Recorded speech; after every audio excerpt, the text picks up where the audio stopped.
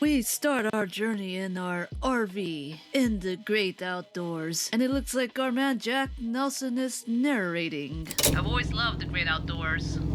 Just being surrounded by nature gave me happiness. Felt like I was home in the woods.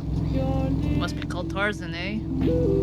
I need to read it. They have the best burgers. You have to try them out. I could really use a good meal before the staffing starts.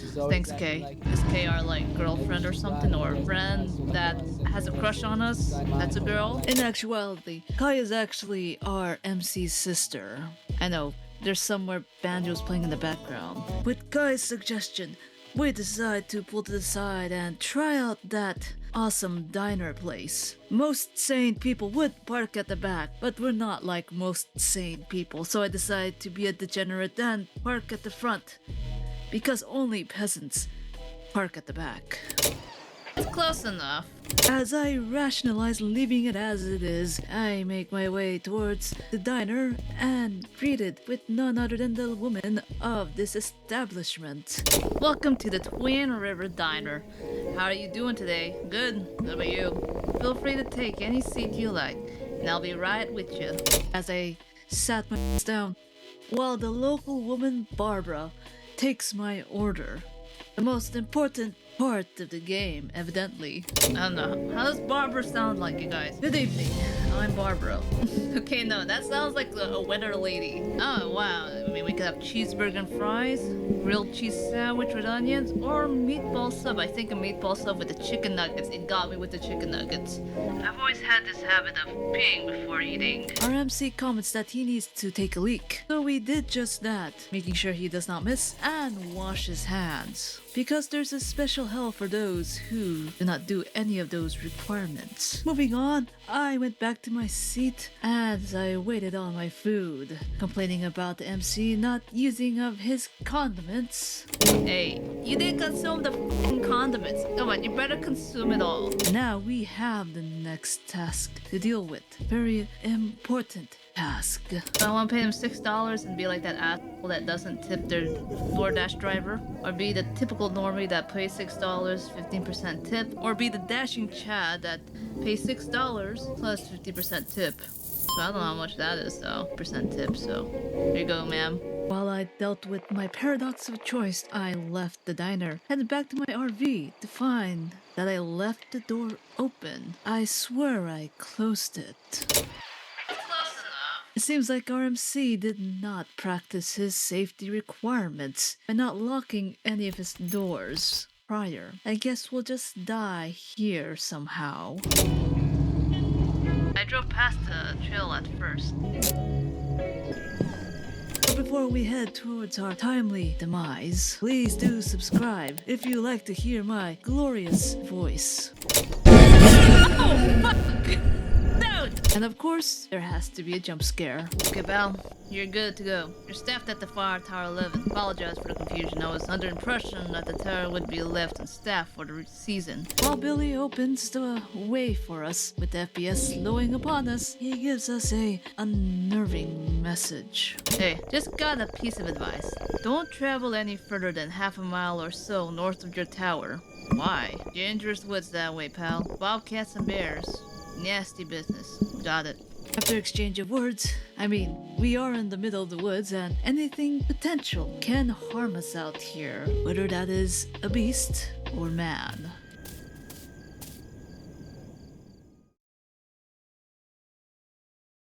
As 2 hours passed, we get to our tower, and in the meantime, it is home for the next few months. It's no fourth circle of hell, but it is home. Well, for Jack Nelson. I had to report for the night. It looks like we have an objective at sight. 98. Members Windows 98, you guys? Hello there, it's Smiley, your trusty virtual assistant. I don't trust it. What's this? My brain. Yes, I must play this. While I was having fun with the mini zombie game, I know I'm supposed to do something important. After realizing I had other things to do, only to be interrupted none other than... I'm Connor, Fire Tower 12. Brings you to this towering paradise of ours. Just looking for a change. You Real got a fire tired. going? Nah. Get her lit. The temperature's about to plummet. I don't see the smoke. Did you light it up yet? The bossy's type, I see. The only boss around here should be me. We need wood.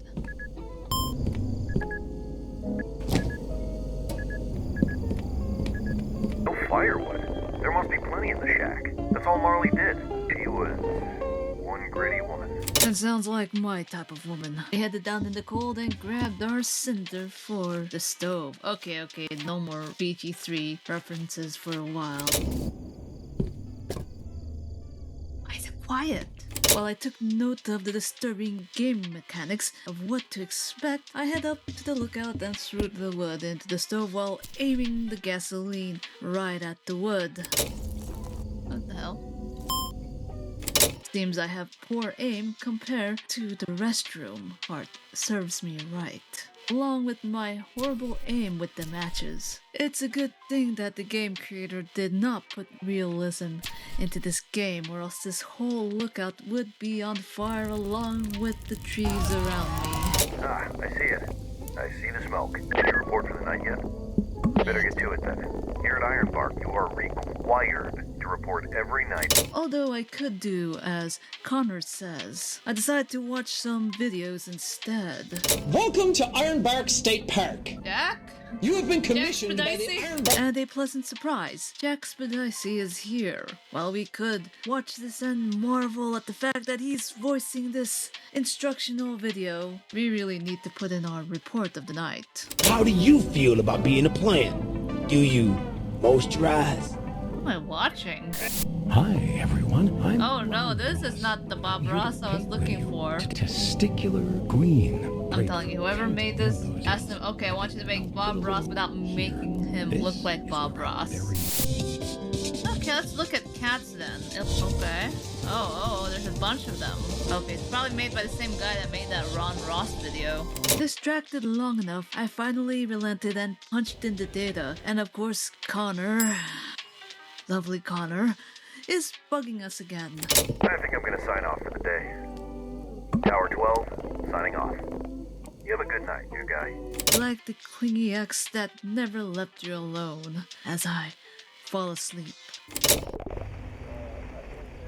But our MC wakes in the midnight, with our radio acting up a bit. Connor, I have to pee. Jack decides to take a piss on the balcony of our lookout because he's a f***ing barbarian. Night 2. It's you and the wind, and the time just melts away. I could see why being a fire lookout would be really awesome. Get to be surrounded in nature, but at the same time, you don't know what's hiding out there. Commentary aside, my paranoia would get the best of me if I was out here in the middle of nowhere with no one to help you. Moving on from that thought, we took some beautiful pictures and of course get a call from Connor. This is Connor from Tower 12. You copy? God, even his voice sounds punchable as well.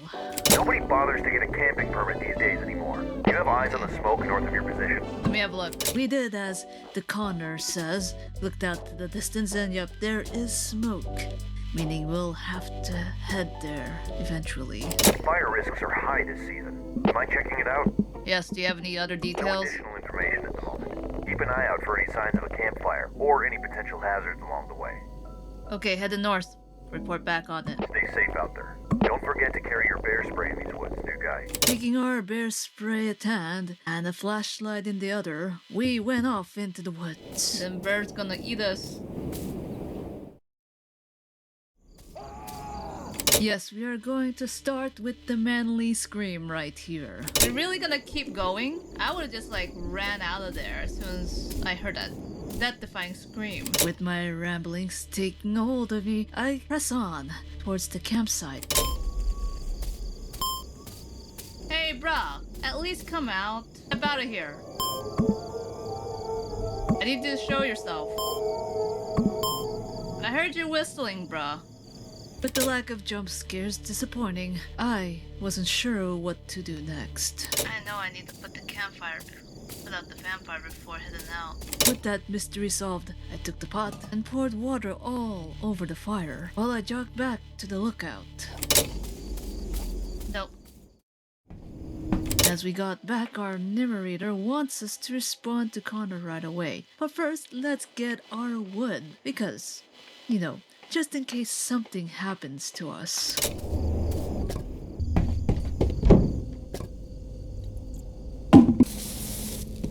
Hey Connor, do you copy? Loud and clear, new guy. Talk about the Are you camps. kidding me? Anything else you notice in those woods? Mention a scream. Scream? Must have been one of those red foxes. They sound pretty much like a screaming lady at night. It was a manly scream. I heard from the rangers that a lot of campers have been flocking to that area lately because of the disappearance of those 3 kids. Kids went missing in that area. About a month ago, they were hiking with their families. They went off the trail and just vanished. No trace of them since. Their parents said some whistle led them off the trail. Some whistle led them off the trail. While Connor blabbers on and on.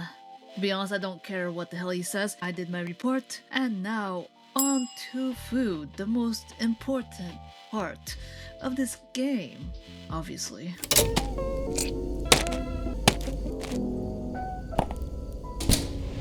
New guy. Connor. Just reported their ass to the authorities. Don't worry.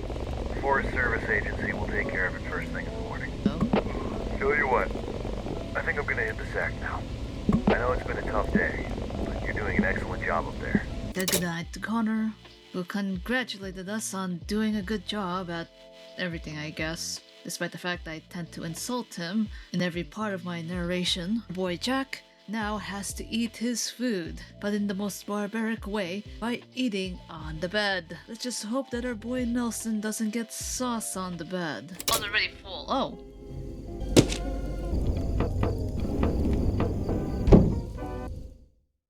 I was woken by some feeling that caused my eyes to drift open. Oh, whoa, whoa, whoa. Hey, motherfucker.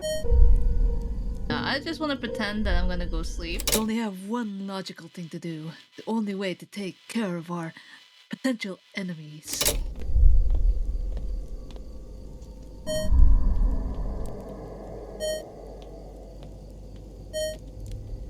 Time passed. I decided to face my fears. Grab the bear spray because he messed with the wrong demon. You're fine. Well, if he or she was here, he'd get maced in the eye. You there? Have any idea what time it is? Something outside my door. Wait until morning? Tell you what, new guy. It's probably best to ignore these kids messing around. Knew Connor was no good of a help. We bid goodnight and went back to sleep. Occupy most of my days either with simple maintenance in and around the tower, by scanning the densities of the trees all around me. The paranoia for these days only grew after last night, which led me to be extra vigilant moving forward. In all honesty, his paranoia is justified. As Han Solo would say, I got a bad feeling about this. I head inside to be greeted with a voice on the radio. Hello? Is anyone there? Must be the poor sod with the flare gun. Right Oh, there. thank goodness. I'm lost, and I'm really starting to freak out. And now it's dark, and I can't remember the trail back to my truck. You remember any landmarks? I remember passing a small stream earlier. Oh, thank goodness. I see it. I'm at a trail intersection now, but I can't remember if I should take the right trail or the left to get back to the trailhead. And of course, I tell him the wrong way. Trail intersection now, I'm going to be honest. I had my suspicions on the left trail, but if you say so, right one it is. I couldn't have trusted myself with this decision. Thanks for helping me through this. But it wouldn't have mattered anyways. I'm right here. I hear your whistles. That's not me. What? I see you behind the trees to my right. That's not me. You're freaking me out. Poor Saw didn't know what was coming for him. Moving on, we get distracted by the knock on the door. Hesitation grew heavy on my mind. Well, Jack Nelson's mind. Holy moly, what took you so long in there? Nope, it's just Mitch. Got your tower supplies here. Just the usual essentials. While Mitch dropped off our tower supplies, he confronts us about why we're up north. What were you doing there last night? Up north, why were you there? I was required to investigate a campfire smoke. Oh Lord have mercy. Nasty business up there, pal. Bobcats and bears. You be careful out there, pal. These woods aren't normal, and there's stuff out there that would love to get a piece of you. For a moment I thought Mitch was hitting on us. But moving on, we mentioned the shrine that was in front of our lookout. Lord have mercy. I take a photo of it before cleaning it up as I think about it. With the talk done, I continue the usual reporting on the weather, eating our leftovers, and grabbing the wood. But things went silent. I'm gonna get killed, eh? Stupid. You just gave me a heart attack. I understand the loneliness can make the mind play tricks on you. We continue to make small talk with the strange worker, who claims to be a maintenance worker for the radio tower nearby. You must ensure that the right messages reach the right places. Wouldn't you agree? I agree. Fire risks are high in this season. Absolutely. Some fires are meant to burn, and no amount of prevention can stop them. What do you mean? Nature has its own plans. Some things can't be controlled no matter how hard we try. Again, like I said, about being in nature, in trade of being isolated in the woods with only yourself, and the nearest help is miles away. Not even the fourth circle of hell is that isolating. Good night, Jack. Hope you sleep well, but remember, curiosity can lead to places you'd rather not go. Farewell, Jack. Guy gave out the previous vibes. I see the smoke coming out of your tower. Don't tell me you're not in there. And of course, Connor pings in. While trying to be a bit nice to Connor, I try to make small talk and mention the worker that we bumped into while grabbing the wood. Is this about yesterday? You trying to yank my chain now? What do you mean? That radio tower's been out of service for ages now. That radio tower's been out of service for ages now. If I was in Jack Nelson's shoes, my paranoia would be high. Either way, disguising as a staff member is strictly forbidden according to park guidelines. Next time you see him, get his information, or take a photo. We need to figure this out. I think I'm gonna hit the sack now. Tower 12, signing off. Over and out. Over and out. My unease was starting to grow with each passing day. So when I signed off that night, I told myself that it was a change of environment that I need to get used to. The strangeness I'd seen so far in those woods was not enough to cause an alarm yet. However, that would soon change. New guy, you got a minute? Just heard from the HQ. They say we've got a new system update on the computer. They say it's an important security update. No more snoopers, I guess. With Connor blabbering again more than he should, I went ahead and updated the systems, and of course, the power went out.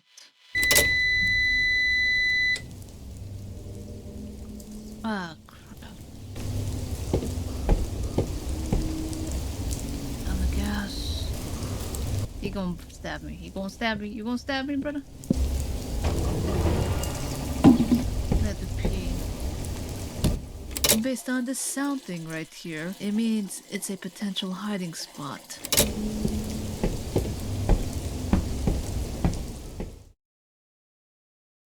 Time was flying by.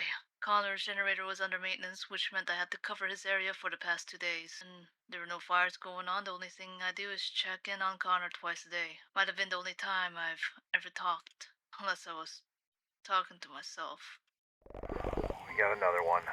I awakened from his insufferable voice as always. I've been here busting my ass, working on that old piece of garbage generator. And now I'm seeing this. Seeing more smoke to my west. Looks like we got another camper. You know what? I don't have it in me to deal with this crap tonight. I'm gonna let you deal with this one. If they don't run away this time, take their photos and IDs. And if things get worse, don't hesitate to call HQ for help. Connor helpful as always.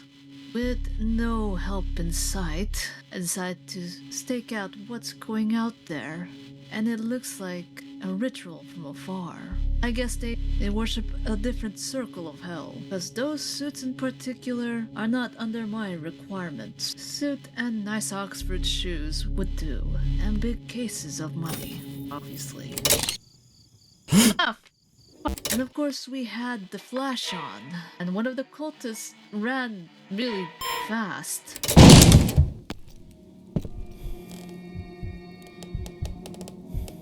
I waited for them, wondering if anything will happen based on that sound at the side.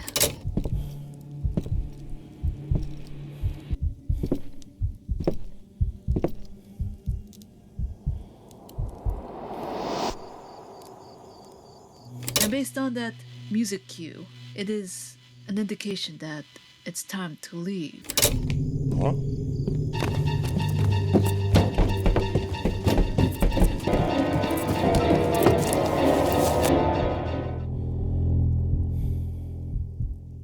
And I guess the cultist is that dumb enough not to check the porta potty while everything vacated the colon due to this adrenaline that is rushing in our system. I decided to make a run for the RV.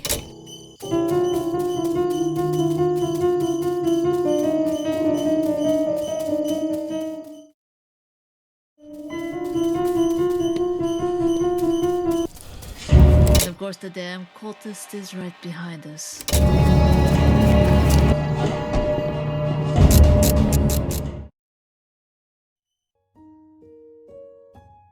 As we drive with our hulking RV, leaving the night unscathed, and surviving another night in Fears to Fathom. If you have not seen the other Fears to Fathom videos, here's the last one that I did at the Carson's house.